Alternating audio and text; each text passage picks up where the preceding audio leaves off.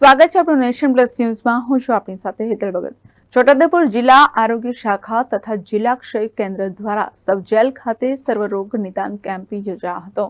છોટાઉદેપુર સબ jail ખાતે જિલ્લા આરોગ્ય શાખા તથા જિલ્લા ક્ષય કેન્દ્ર દ્વારા તેમજ સબ જેલના સહયોગથી સર્વરોગ નિદાન કેમ્પનું આયોજન કરવામાં આવ્યું હતું, જેમાં જિલ્લા ક્ષય અધિકારી ડોક્ટર ભરતસિંહ ચૌહાણ, ડોક્ટર કુલદીપ શર્મા, જિલ્લા પ્રોગ્રામ કોઓર્ડિનેટર કુલદીપસિંહ ગોહિલ અને પ્રાથમિક આરોગ્ય કેન્દ્રના મેડિકલ ઓફિસર સહિતની ટીમ તથા જેલ સુપ્રિન્ટેન્ડન્ટ ડી.કે. પરમારની ઉપસ્થિતિમાં કેદીઓનું સ્ક્રીનિંગ કરીને જરૂરી સારવાર આપવામાં આવી હતી।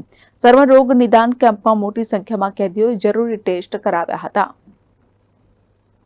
Rehan Patel, Nation Plus News, Chhota Udepur.